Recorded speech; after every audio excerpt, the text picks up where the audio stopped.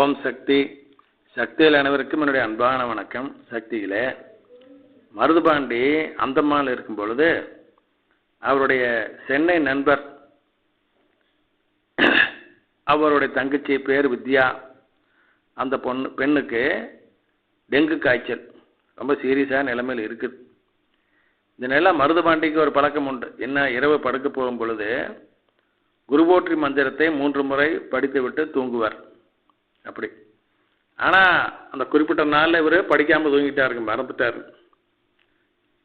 அன்று இரவு அம்மா கனவில் வந்து, மகனே நீ என்னுடைய மந்திரத்தை படிக்காமல் தூங்கிட்ட, எந்திரிச்சு படிடா அப்படிங்கிறாங்க. அது காரணம் சொல்கிறாங்க. நீ மறந்துட்ட காரணத்தினால ஒரு உயிரை காப்பாற்ற முடியாமல் போகுது. இப்படி உன்னுடைய நண்பன் சென்னையில் இருக்கிறவனுடைய தங்கச்சி டெங்கு காய்ச்சலால் பாதிக்கப்பட்டு கிடக்கிறா. நீ மந்திரம் படிச்சீங்கன்னா அவங்களும் இந்த நேரத்தில் மந்திரம் படிப்பாங்க. இப்போ அந்த 3 பேர் சேர்ந்து படிக்கிறப்ப அவளுக்கு நோய் குணமாகிவிடும். அதனால் எந்திரிச்சு படின்னு அம்மா சொல்கிறாங்க. அம்மா சொல்லும் பொழுது மணி இரவு 1:30. இவரும் தடாபடான்னு எந்திரிச்சு கையால் கழுவிக்கிட்டு குரு போற்றி மந்திரத்தை 3 முறை படிச்சுட்டு தூங்கினாருங்க.